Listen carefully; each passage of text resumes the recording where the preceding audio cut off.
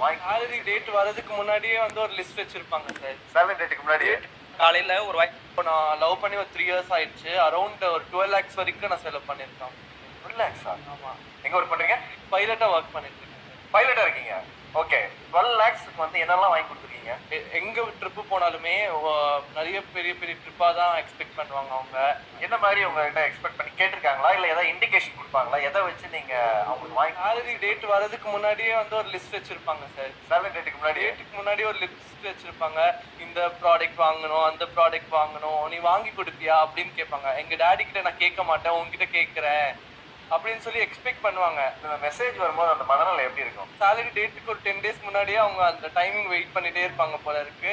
கரெக்டா ஒரு வரதுக்கு எனக்கே தெரியாது. இப்போ அவங்களோட மெசேஜ் வரும்போது நான் நினைப்பேன், ஓ சேலரி வரப்போகுது போல, நான் ஸ்டாப்பா மெசேஜ் வந்துட்டு இருக்கு இப்போ. அப்பதான் டேட்டே நீங்க பாப்பீங்க. ஆமா, அப்போதான் நான் நினைப்பேன் சேலரி டேட் பக்கத்துல வந்துருச்சு.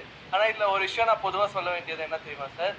Love is emotion, it's not a material, it's a purest form of life. Just think பண்ணிட்டு போயிட்டே இருக்கணும், அவ்வளவுதான். இதை உங்க லவர் கிட்ட சொல்லிருக்கீங்களா? சொல்லியிருக்கேன் சார். அதுக்கு என்ன பதில் சொல்லிருக்காங்க? நிறைய பார்த்தாச்சா, நிறைய பார்த்தாச்சு, இது எதுல பார்த்துட்டு வந்திருப்பேன் அப்படின்னு. இப்ப அந்த லவ் இருக்கா? பிரேக்கப் ஆயிடுச்சு சார். பிரேக்கப் ஆயிடுச்சு. ஆமா. அததான் சொன்னீங்களா நிறைய பார்த்தாச்சுன்னு சொல்லிட்டு? இப்போ நான் லவ் பண்ணி ஒரு 3 years ஆயிடுச்சு.